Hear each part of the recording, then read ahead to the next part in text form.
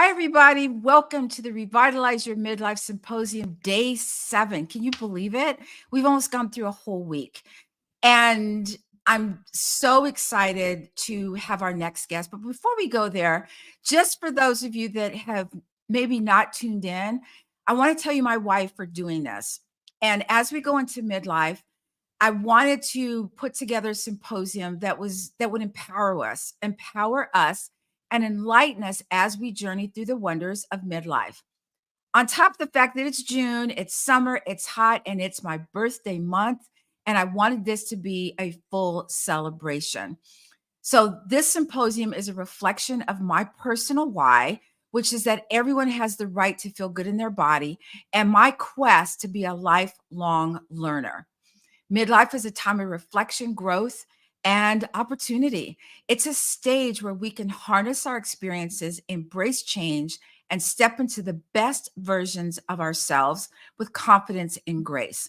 My mission in creating this symposium is to provide you with the tools, insights, and inspiration needed to navigate this exciting chapter of all our lives. So if you walk away with one golden nugget of info from this week, then I feel the symposium was a success. If you are unable to join us live, don't worry. Every moment of the symposium will be available for replay. So whether you're seeking strategies to enhance your health, fitness, or overall well-being, this is your gateway to a midlife filled with vitality and joy. I also want to say this symposium is brought to you by Small Space Pilates, where you can benefit from fitness in your own home and to ensure that everyone can find the space to improve their flexibility, their strength, and their mental well-being. So without further ado, I am thrilled to introduce Christine Meyer. Christine is a seasoned health professional with over 15 years of experience in the health and wellness field. As a certified health coach, yoga breath coach, and certified health education specialist, she excels in guiding midlife women towards transformation. Christine helps her clients transition from feeling foggy, anxious, and unmotivated to becoming focused, calm, and energized by optimizing sleep, managing stress, and prioritizing self-care. Christine, welcome. Well, thank you. It's a pleasure to be here, Kat. How are you? I'm good. Thank you so much for saying yes and doing this. Sleep is one of those things that seems to elude a lot of us. And so my question to you, my first question is, why are we as a society having so many problems sleeping and or staying asleep? Such a loaded question. It's a culture. It's a culture that we've kind of created ourselves. You may have heard the term that not getting enough sleep is like this badge of honor because we can stay up and be so productive and do so many things and only get 4 to 5 hours of sleep. And the research actually shows that's not true now. And sleeping and resting can be thought of as lazy in our culture. And with the science that we know now, sleep is key. It's key for our overall health and wellness, both physically, emotionally, and mentally. And part of my mission is not only helping women to get better sleep, but just helping them understand why it's so important. Because a lot of us know that we're not getting enough sleep either, but at the same time, we tend to laugh it off. Maybe we don't prioritize it as much. And then we get to that point where it's, I can't live like this anymore, and definitely want to avoid getting to those levels there, but definitely here to help, when and if that does happen. What do you say to people who, and I hear this all the time, well, I only need 4 or 5 hours of sleep. Is that for real? Or is it just a way for them to say, oh, I don't need more sleep because they're having problems sleeping? We tend to normalize how we're feeling. So someone may be functioning on 4, 5, 6 hours of sleep and doing okay, getting through the day. But how are they doing that? Are they fueling on coffee and carbs all day? A lot of times people don't realize how much sleep is, how important sleep is until they're actually getting more sleep and they feel that difference. So we've kind of just gotten used to not having as much sleep.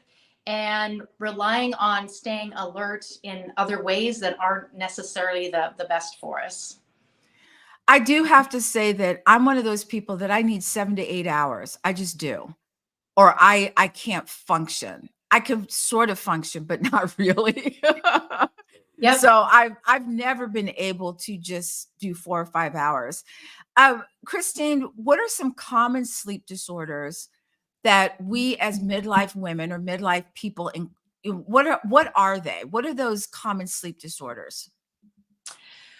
Insomnia is one that does occur in midlife. We've got hormonal changes, a lot of stress and anxiety. So that's a big one that can pop up. Sleep apnea is another one. We tend to think of sleep apnea being overweight, older men. But for women, our chances of getting sleep apnea increase after and during menopause because of the hormonal changes, possible weight gain. So that's a big one. Restless leg is pretty familiar. So that's considered to be a sleep disorder as well. Those would probably be like the top three that I can think of that, we most commonly see. Well, I know that, during midlife, there are a lot of things, stressors, where maybe we're changing jobs, maybe there's bigger financial or family responsibilities, or maybe we're taking care of aging parents. How do we balance all that, or can we, with getting quality sleep?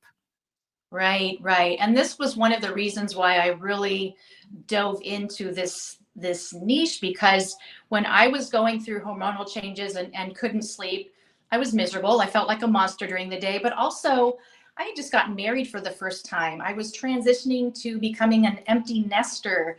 I was kind of questioning my career and feeling kind of drab in that. And so yes, all these other things get thrown at us. Like you said, caregiving. We may be in that sandwich generation where we're caring for a loved one and we still have children at home.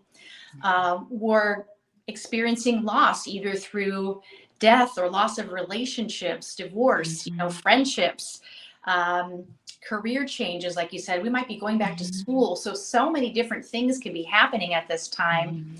There is a way to find peace amidst it all.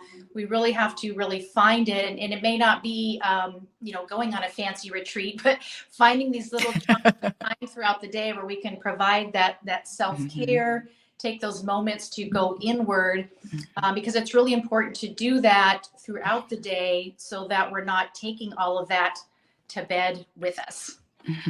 Right. I can vouch for the fact that my mother was here and I was taking care of my mom for like 2 months, and my blood pressure skyrocketed and I was sleeping, but it's that exhausted sleeping, which isn't good either. Mhm. Where you're so exhausted, you wake up exhausted. So, I think that it was really an eye opener for me to realize that I didn't take the time to take care of myself because I didn't think it was good. I'm working outside the home. I have my business, and then I'm taking care of the dog, and I'm taking care of my parents and family stuff and all the other things. And it was go, go, go, get into bed, fall asleep, rinse and repeat the next day. Yeah. And it's exhausting. And I think it can really, really mess up your sleep. So, Right. Christine, what is the relationship between chronic pain, like arthritis, and does that contribute to maybe sleep disturbances for people? Right, definitely. Again, this is something that hits us midlife: arthritis, Mhm, fibromyalgia, um, illness, injuries, those type of things, chronic medical conditions that start to pop up. mhm, So, yeah, pain is a big one for a lot of women, and again, it can cause sleep disruption, mhm. and we need sleep for healing. So it's kind of a vicious cycle. Yes. Your body can't heal from these things if you're Mhm, not sleeping well. So you really want to have that good proactive approach mhm, of working with your healthcare provider, working with pain management specialists, physical therapy, mhm, occupational therapy, to make sure that you are doing mindful ways of managing your pain, and then also mhm, making sure that your sleeping environment is mhm. conducive to that as well for your comfort. I know a lot of people probably think they know what sleeping well does. Can you kind of give us the short version of what good sleep does for our body? Right. So from a physical aspect, our this is when our body is resting and repairing. So we're recovering from our and exercise workouts. We're recovering from illness or injury. Sleep is when our immune system is being boosted. Our heart and our lungs are resting, so it's going to help with cardiovascular health and blood pressure. It's going to help with metabolism.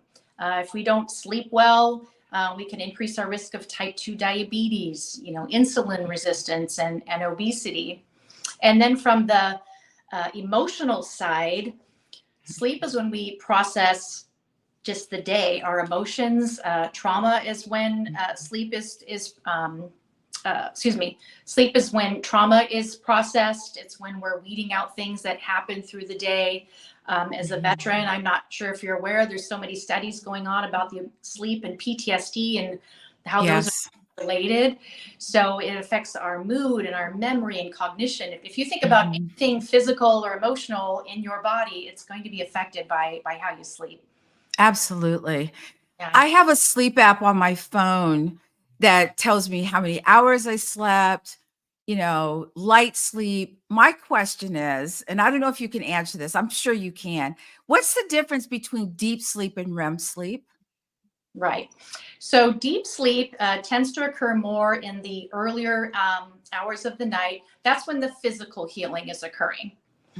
So all those things that I mentioned earlier, the REM sleep is more for the cognition, the mood, the emotions. That tends to happen more like after midnight. Mhm. Oh, see now, I used to ask my husband, he's like, "I don't know." And I was like, "Okay, I'm gonna ask Christine because I'm sure she knows." Right, right. So if you ever look at a graph of, the ideal sleep cycles, first half of the night, we're getting more of the deep sleep and a little bit of the REM, and then it starts to shift later on. You'll start to see the REM become more frequent and the deep sleep not as much, because now we're approaching those waking hours. It's pretty Right. fascinating. Oh, yeah, it's fascinating. So I've been reading about circadian rhythms. Can you explain what a circadian rhythm is? And does it change as we get older? Right. So your circadian rhythm we refer to that as your body's internal clock. So it's your body's signal of telling you it's time to wake up, it's time to go to sleep. We even have circadian rhythms for eating and exercise. And so that's why we talk about, staying on a sleep schedule and trying to go to bed at the same time and wake up at the same time, because we want to keep that circadian rhythm in sync. We did this easily back when we didn't have technology and light. We woke up, Yes. we went to sleep with the sun going down, and we don't do that now. There are so many different things happening that disrupt that circadian rhythm, and it's working against us. So it's our body's constantly fighting those interruptions, and that's what can interrupt the sleep. I love that. Mhm. As we age, does aging make it more difficult to maintain good sleep quality? Or is it just all the things that are happening? It can.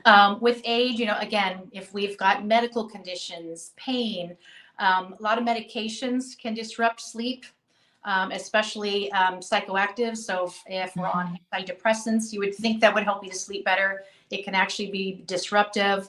A lot of over-the-counter medications can be disruptive, antihistamines and things like that.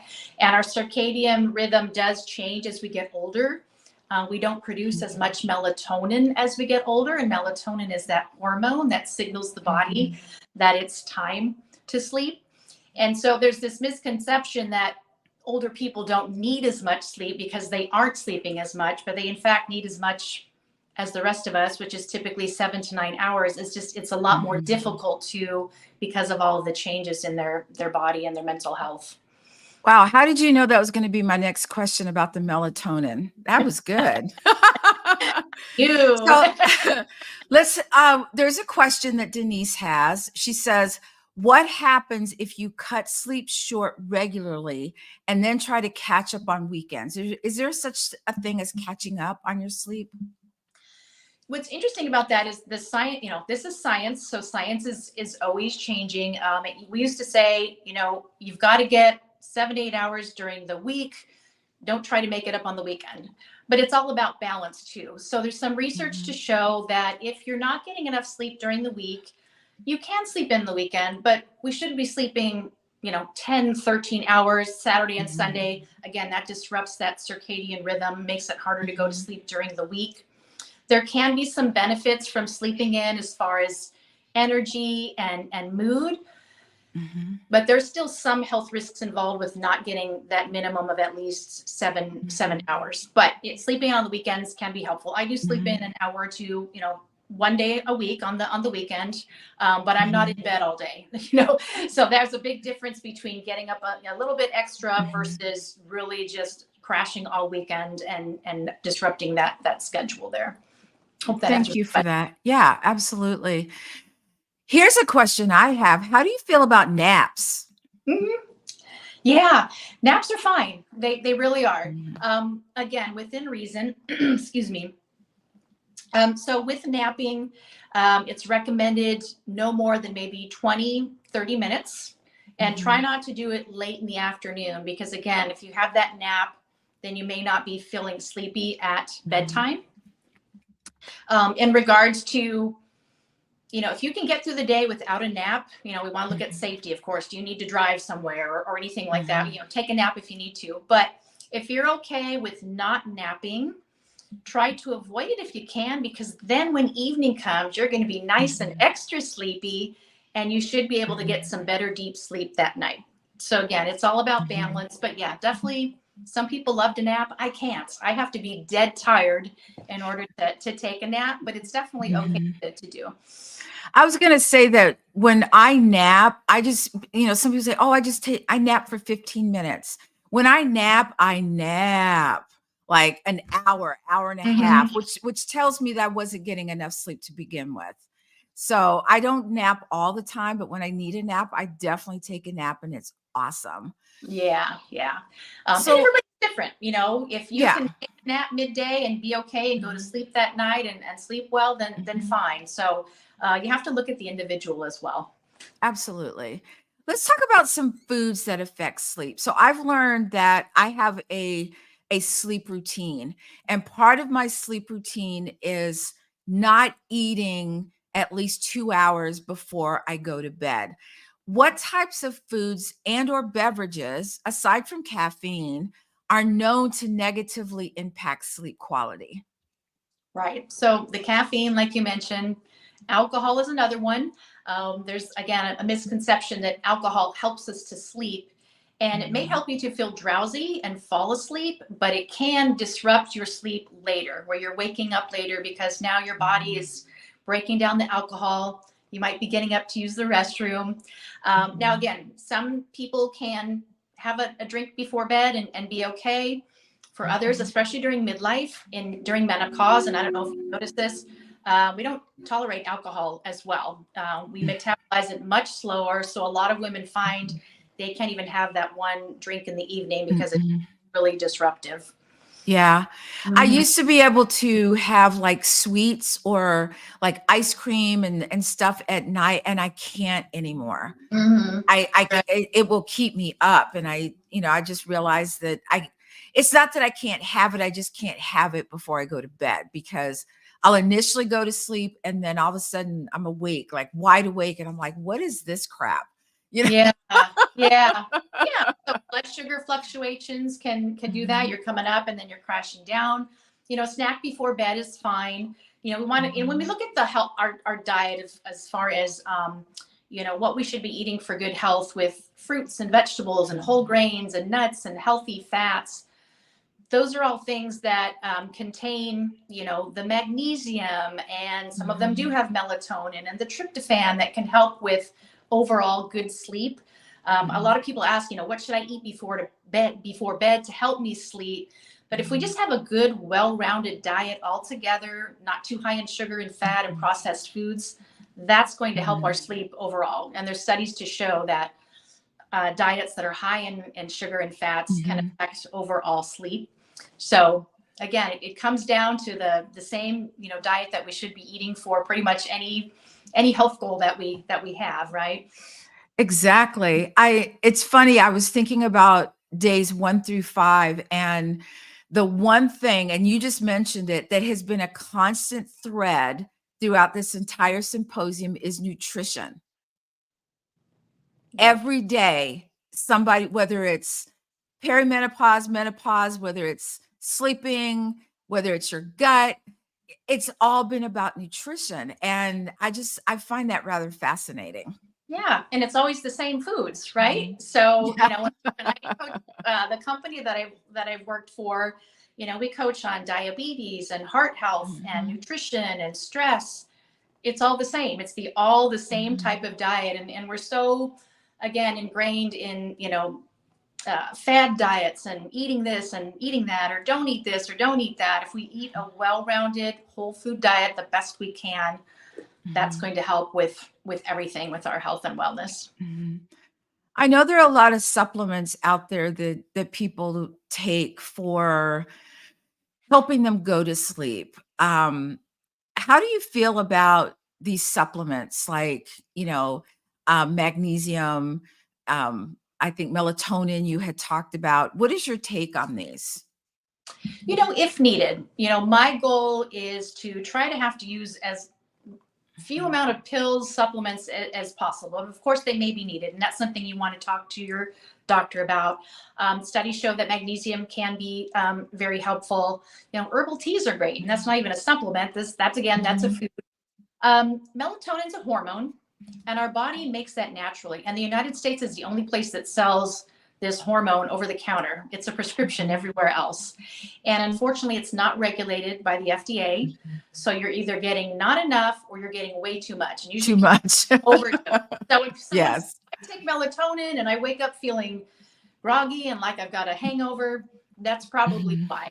And if we can work on lifestyle habits that help us to enhance our own production, that's going to be the best way to do it. But there are plenty of supplements out there. Again, if it's needed, your physician feels like you need it, you can. If lifestyle changes aren't happening, of course, if you have a deficiency of some kind, because that can cause sleep disruptions, especially midlife. We have vitamin, mineral deficiencies as well as hormonal changes. So those are things to get monitored for sure, and take those supplements if you need them. Absolutely. My question is, when we sleep, are our levels of melatonin going up? Are they increasing as we sleep if we're getting good sleep? So what happens with melatonin is it is signaled by darkness. So as the sun starts to set, it starts to get darker out, melatonin starts to increase in our body. And it's not causing us to be sleepy, but it's sending those signals to the rest of our body to start slowing down and shut down because sleep is coming. And then it peaks, I believe, around 1 or 2 a.m. And then it starts to decrease in those early or morning hours as the sun starts to come up. Yeah. So it's like a wave. It goes up as the sun goes down. And then as the sun comes up, I guess it's supposed to, because we never wake up, right? Right.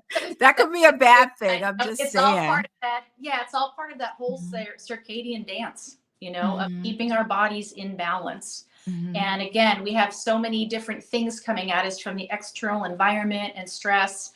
I mean, even stress can deplete your melatonin.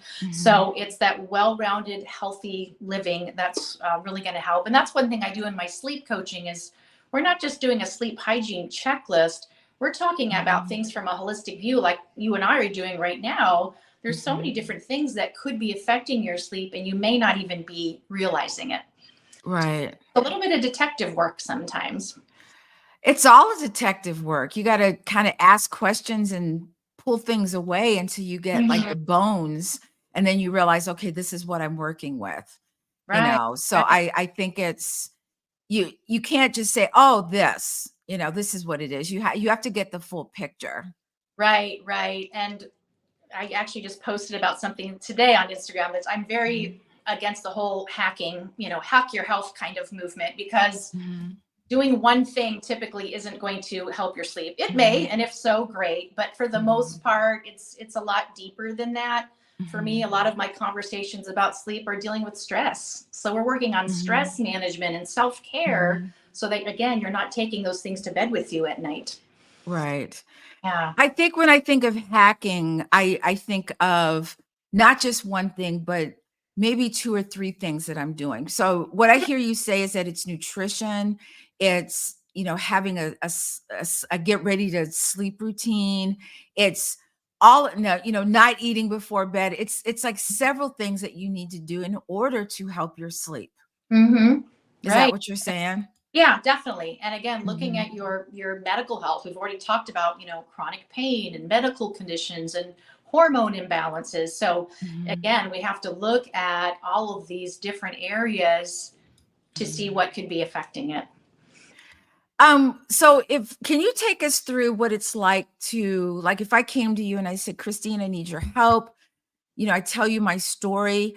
Take us through what a client would go through when they come to you. So with coaching, we don't diagnose, we don't prescribe supplements or Mhm. medications or anything like that. With coaching, it's a partnership. And Mhm. so we're talking about what are these things that could be affecting your sleep. As a health educator and someone who's, been looking into sleep for a long time, there's going to be some education, of course. It's increasing that awareness, Mhm. referring you out to a doctor if needed, to have maybe Mhm. lab work done. um, and it's about behavior change, and it's about Mhm. stress management, and then again addressing any kind of medical concerns. So with Mhm. each session, we're setting goals, we're talking about barriers, we're setting up a plan to help you get better sleep, because it's just like with starting maybe an exercise program with your clients. It's after one session, not everything's going to be perfect, motivated. It can be overwhelming, to think about, oh my gosh, Mhm. how am I going to get better sleep? And we can't force it. Mhm. It's something Right. that really needs to become, it should be something that comes natural to us. It really should. Mhm. And so it's digging in and finding that. I have, Mhm. longer term coaching, but also I have, a single session. It's my better sleep strategy session, which I'm actually Mhm. promoting this month at a big discount for my birthday. And we're just, you fill out a health questionnaire, we talk, we Mhm. meet for an hour, and we devise like a 30-day plan to help you get better Mhm. sleep with specific goal setting, and then follow Mhm. up. Do you want more, long-term coaching? Do you feel like you need it? Because some people do, some don't. Mhm. So there's a couple different ways we can do it. But again, it's a lot of increasing your awareness, helping you to increase your confidence of being able to, Mhm. make the changes that you need. Some people, Absolutely.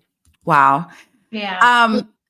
So let's talk a little bit about it seems as though to me that, you know, when I from a coaching concept, when you're working with clients that it takes them, of constantly repeating things until they go, "Oh, you mean this." Oh, because they're like, "Okay, okay." And they do some of the things and not the other things, but it's all encompassing, isn't it? You've got to do all the things to if you're really serious about getting good sleep. Yeah, you do. And there may be, a longer list of things you need to do, but that's part of it, is making it so it doesn't seem overwhelming. I want people to understand that they can do this, but we don't want to Mhm. throw a whole bunch of things, this giant list, and say do this now. Mhm. It's easing it into your life, because everybody's Mhm. different. I have Mhm. women I Yeah. coach who, um, stress is, or work is a big stressor for I would say a majority of women, and sometimes their goal is to take a break during the day, Mhm. take 5 minutes to get up from their desk, because they're working for 10 hours a day with even getting up and taking a break. Sometimes we have to Mhm. start with little tiny baby steps like that till we get Absolutely. a picture of where they want to be. It's a, Mhm. I know that sounds cliche, but it It really is. is. It Yeah. really is. Yeah. Let's take a quick break and then we'll come back and finish our conversation with Christine Meyer.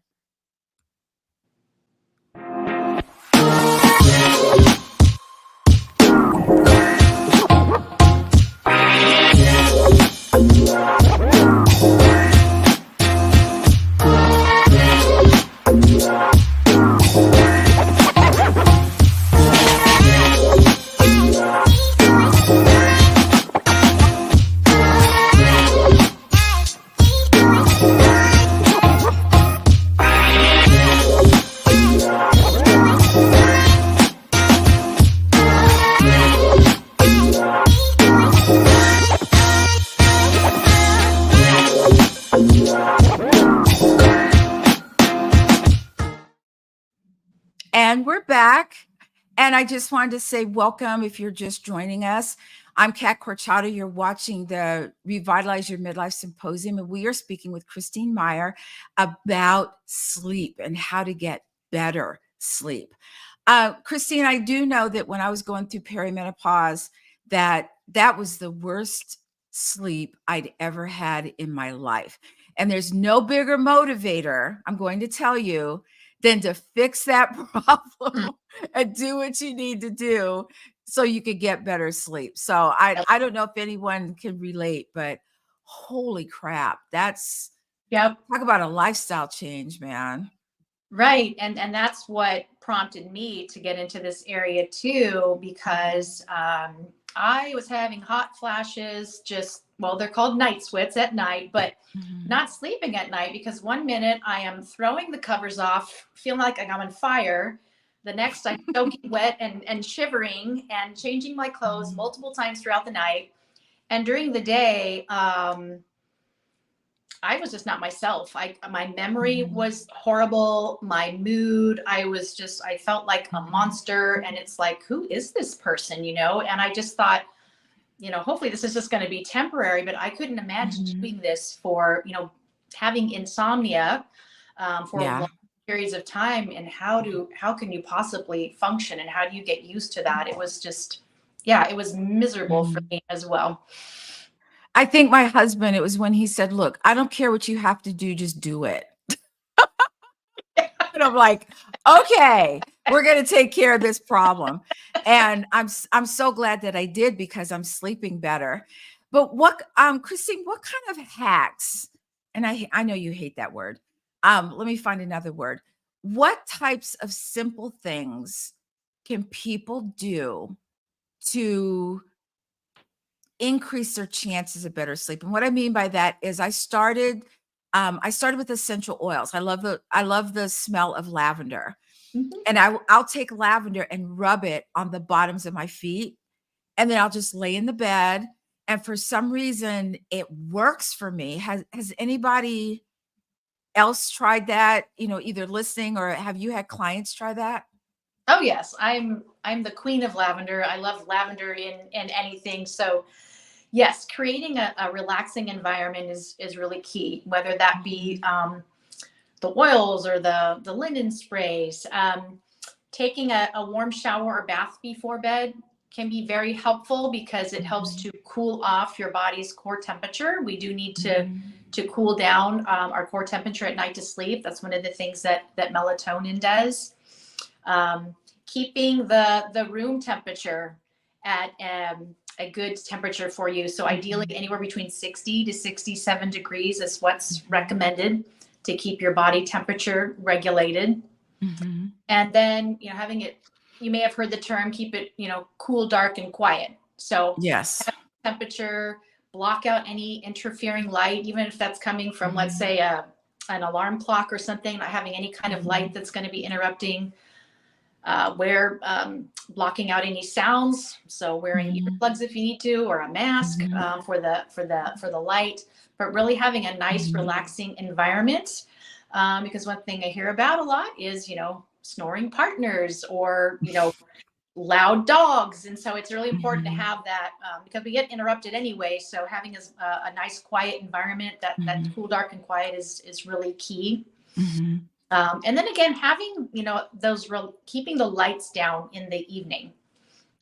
So trying to avoid overhead lights as much as possible as the sun's going down. Use table lamps, light some candles.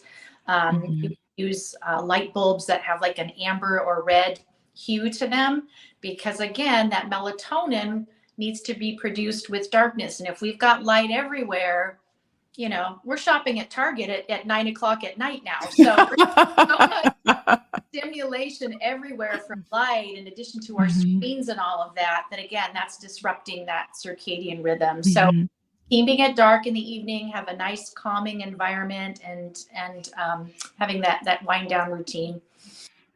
Yeah, my husband has it rigged so that all our lights kind of dim at a certain point, and they're kind of diffused, so it's not this harsh light. Right. How important, maybe on a scale of 1 to 10, I think it's very high up for me, is it to have a sleep routine and following that sleep routine every night.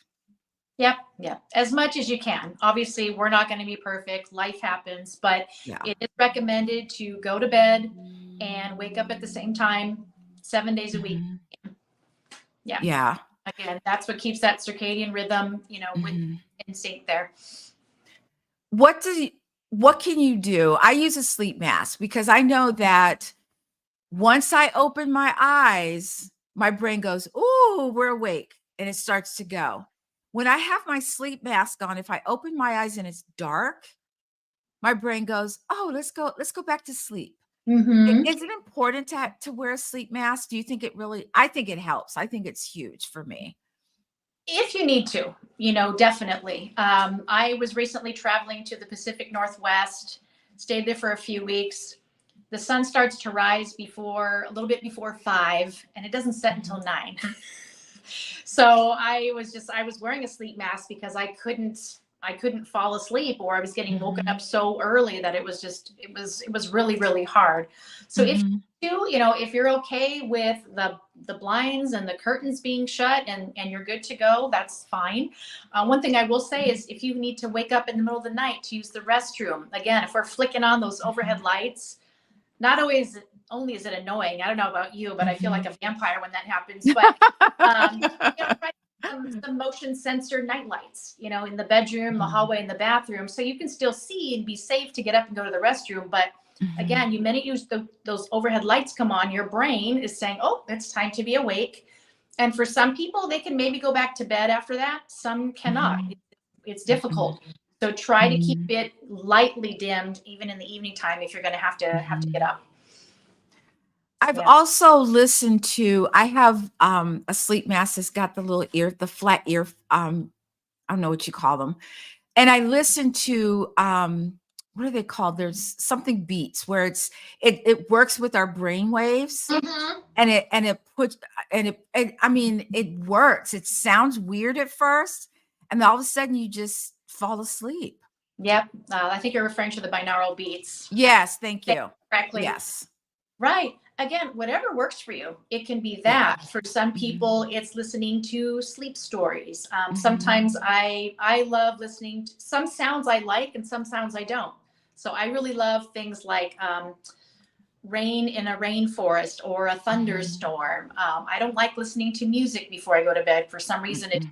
doesn't help, but I like the sound. So Mhm. again, everybody's different. If it works for you, go for it. Go for it. Mm-hmm. Let's take a question from Donna. So Donna says, Christine, have you heard of, I know this will sound funny, but sleeping with mouth tape? And the point is to breathe through the nose, which makes sleep deeper. And it also helps with snoring. Yes. So mouth tape can be helpful, because it is important to breathe through your nose.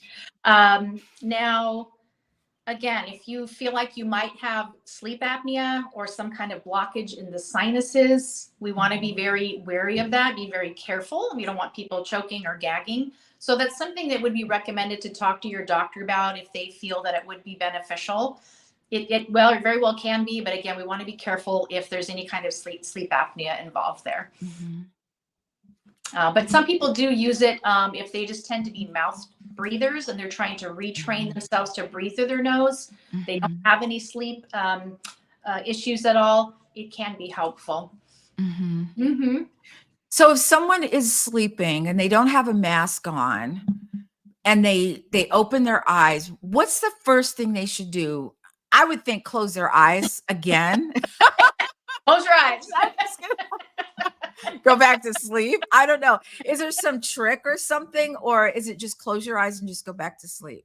Yeah, close your eyes and go back to sleep. You're welcome, Donna. Mhm. One thing we don't want to do is look at the clock. Because that can Mhm. cause, especially for people that do have insomnia or some kind of sleep disturbance. You look at that clock Mhm. and then you're wondering, how much time do I have left, or what Yes. right now, and that can cause some Mhm. anxiety. So if you do have a clock in the Mhm. room, we actually recommend you flip it, maybe face it towards the Mhm. wall. But again, you close your eyes and you go back to sleep. We actually wake several times throughout the night because as we are transitioning out of those sleep cycles, we're going into light sleep. So we are waking up, and a lot of times we don't even realize it. We're just going back to sleep again. But sometimes we will, and it's okay if it takes 5-10 minutes to get back to sleep. Yeah, again, just you close your eyes and you get back on with it. Yeah, my husband, when my alarm goes off and he'll go, "Aren't you supposed to get up?" And I'll say, "I have 3.5 minutes." Don't rush me. I have 3.5 minutes. Christine, how important is it? I've been doing what's called alternate nostril breathing. Mhm. So if I feel myself being anxious when I lay in the bed, and I'll start doing this alternate nostril breathing, and it just seems to just like it puts this cloak of relaxation. Can you speak on how that really, just slowing down your breath in general can actually help prepare you to go to sleep? Right, right. So breathing exercises are great because we tend to be in a heightened state a lot of times. We may not even be aware of that. And when that's happening, our heart rate's a little bit higher, our breathing rate's a little bit higher. And again, we may not even be noticing that. And that's hard for your body to calm down and sleep when it's kind of in that fight or flight mode. So breathing exercises, particularly very deep relaxation breathing, can be helpful, where your exhale is longer than your inhale. So let's say breathing in for a count of 3, out for a count of 6, or a 4-8 pattern, that type of a thing can be really beneficial. Or even just practicing diaphragmatic breathing, because when we are, again, tense or stressed, we're not breathing like we should be. Our body's not going to get the oxygen it needs because we're not breathing efficiently, and that causes more of that anxious kind of a feeling. So that's something that I would recommend too, is during the day, if you're feeling kind of stressed, is really focus in on how your body is responding, what's your breathing response to your stress.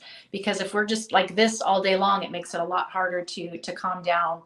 But breathing is great. Alternate nostrils, great for clearing the sinuses. It helps to balance the brain out as well.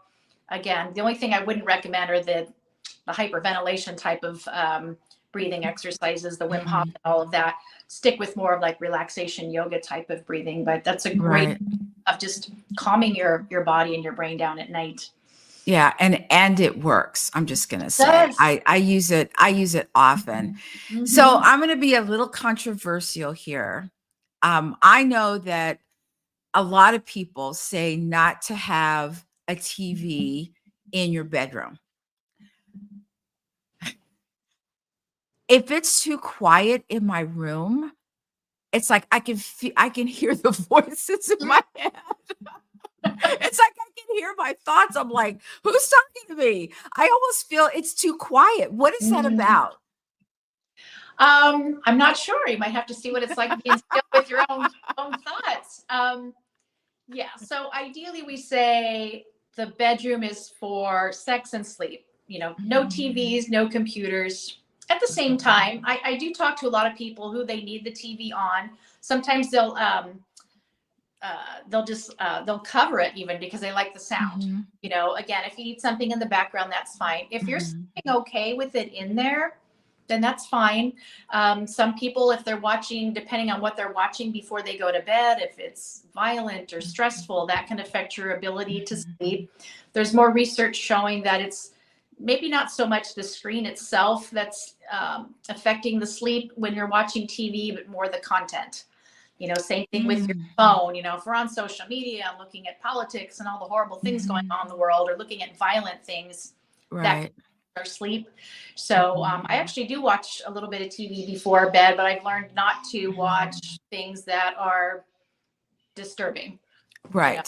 So again, it's individualized, and if you like the sound, you could try sound on your phone as well, if you're trying not to use the television. But if it's not disrupting you and you feel like you're getting good quality sleep, then you should be okay. There's rules and suggestions, but we also don't want to be too rigid anyway, because everyone's a little bit different. Exactly. Yeah. So, Christine, if someone is having, they know they're having an issue sleeping, they're not really sure what it is it best for them to go to their doctor to rule out sleep apnea? Or maybe if it is sleep apnea, to get diagnosed with that. And then with that in place, start some of these other things that might be able to help them a little bit better. Well, it'd be a combination of the two. The lifestyle changes, the sleep hygiene, that's something that you can start at any time. Mhm, If you do feel like you may have sleep apnea, let's say your partner's telling you that you're snoring or gasping or choking in your sleep. mhm. That's how I first realized I had it. Is I was waking up feeling like I was being choked to death. I could not breathe. Oh, man. Yeah, very bizarre. And my husband telling me that I was snoring like a bear. So those are kind of big signs to get things looked at. And I did have mild sleep apnea. I'm like, how is this happening? I didn't gain weight, and it was related most likely, I think, to the Mhm, menopause. But yeah, if you feel like, or some people say, I'm getting 8 hours of sleep, but I am still feeling crummy during the day. So it could be mhm, that sleep apnea is kicking in, it's disrupting your sleep, and you're not even realizing it, and you're not getting the mhm, deep sleep you need. So look for those signs. mhm, Definitely talk to your doctor if you need to, and it should all be done at all mhm, together. Start the lifestyle changes always. mhm, Because those are things you can do without a doctor. But if you do mhm. feel there's anything going on medically, you do want to get that checked out for sure. Absolutely. And I can't stress enough having a great mattress. Okay. Mhm. I mean, you can do all of these things and still not get good sleep if your mattress, I'm gonna say it, if it sucks. What do Yep. I mean by suck? We had a mattress that went like this in the middle. It had a divot. And I said, I'm done. We need a new mattress. And man, the difference has been Hmm. phenomenal. Right. So, if you're doing all the things and it's still not working, look at your mattress. I will tell you that it used to be in the day they would say, "Oh, a mattress will last 20 years." No, it does not. just, just a Yeah. little FYI, it does not last 20 years anymore. Yeah, yeah. And you want to invest, they're expensive, but you do want to invest in Mhm, a good quality one if you can, having a good comfortable pillow mhm, as well. Again, if you've mhm, got issues with pain, using, body pillows or wedges or whatever you can to mhm, get comfortable as well. mhm. Yeah. If you're waking up sore in the morning, then that's maybe a sign that the mattress might need to be changed out if you don't have any other issues going on. So, Absolutely. So, mhm. Christine, if someone isn't having chronic pain and they've got a good mattress and they want to start to put some things together to help them sleep better, is there one thing they should start with, or do they have to do their homework to find out what would be best for them, or do they just call you? I'll say go see Christine. Definitely call me if needed.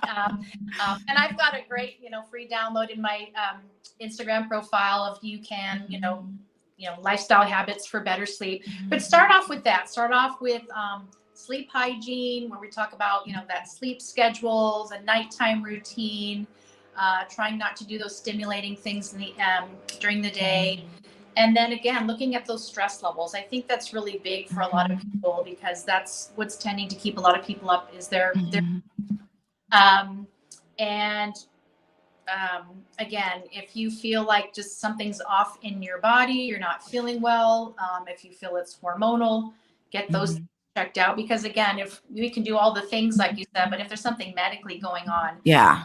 we have a big impact. But start with living that healthier lifestyle and really look Mhm, at, most people know what's affecting their sleep for the most part. mhm. Some Yes. hidden sabotagers in there, but a lot of us know Mhm, why.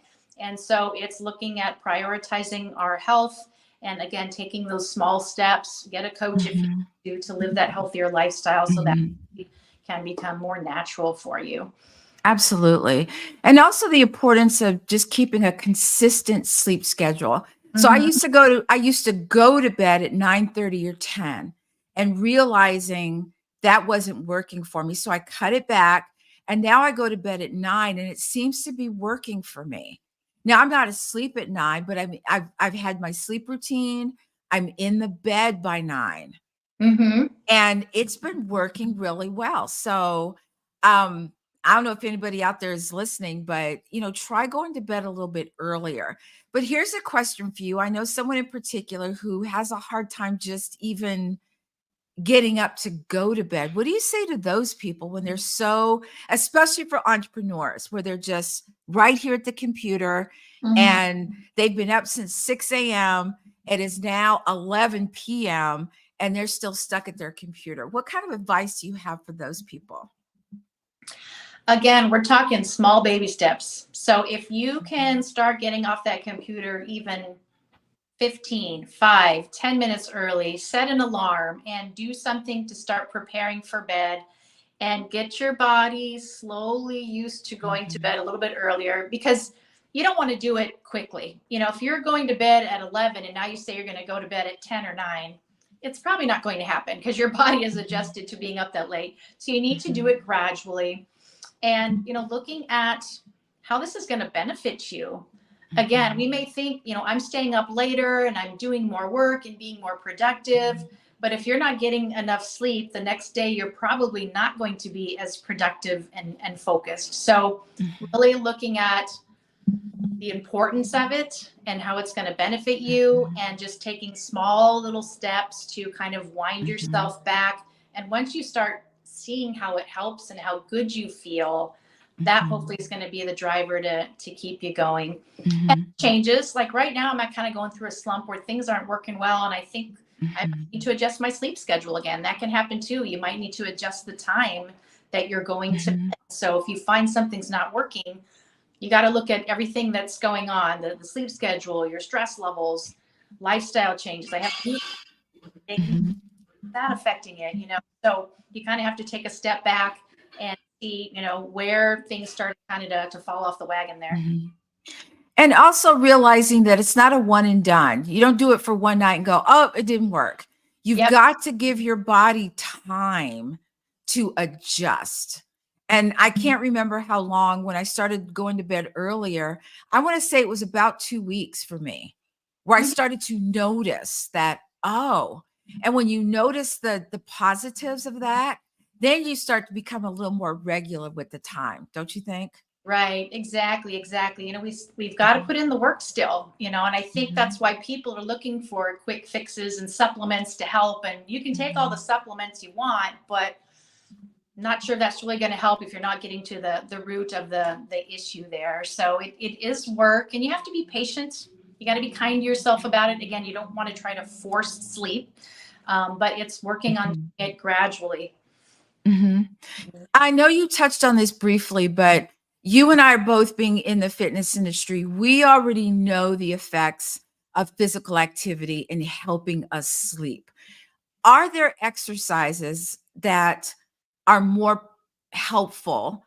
I don't recommend doing, a hard workout at 9 o'clock at night. That's not what I'm saying. But, maybe there's something like gentle stretching, or maybe just yoga, some gentle yoga. Are there more specific types of exercise that are more beneficial than, hardcore lifting weights? Right.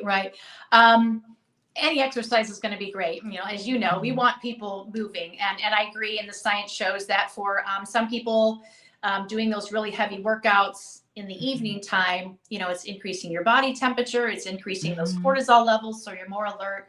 You may not be able to fall asleep. So you have to be careful with that. Light to moderate should be okay. Yoga, stretching, those are great things that can be part of your wind down routine at night to help you sleep, because it's going to relax your body, which is going to help relax your brain as well. I have one of my friends, Yvonne Marchese, and she gets up in the morning and stretches, and she also stretches before she goes to bed. And stretching it's along with all of this other stuff. We're just throwing things at you guys that I know for a fact work, because I've done it, but you have to find what works for you. And so, stretching is one. It just calms your whole system. So, Christine, can you give us, before we end tonight, anywhere between 1 and 3 quick tips that someone listening or even on the replay that they could just take with them and put into practice today? Right. Well, we talked about that sleep schedule. I think that's really key because that sets your whole body up for the next day and moving forward. So try to keep that sleep schedule of going to bed around the same time, waking up the same time, 7 days a week if you can. Address any medical concerns, medical pain, hormonal issues. Those aren't quick fixes, of course, but think about those things that could be interrupting your sleep.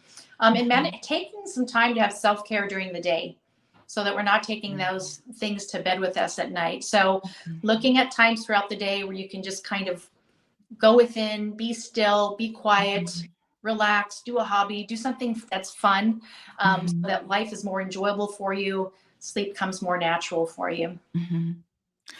Christine, this is just a fascinating conversation.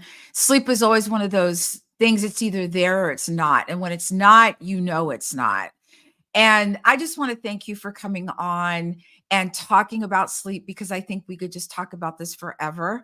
I agree. And I want to tell everybody that if you missed part of the speakers, if you want to know more about them, you can go to smallspacepilates.com/revitalize, and you can click on their pictures and it'll go right to their website. Christine, thank you so much for being here. And I want to say to everyone, whether you asked a question, you watched on the replay, you watch live, thank you so much for being here.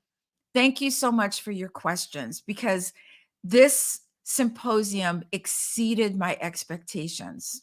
It really did. And it just made me feel so warm. And the fact that I could learn, I'm going to be 67, y'all, Monday. No way. And actually 80. No, I'm lying. I'm 67. That's amazing.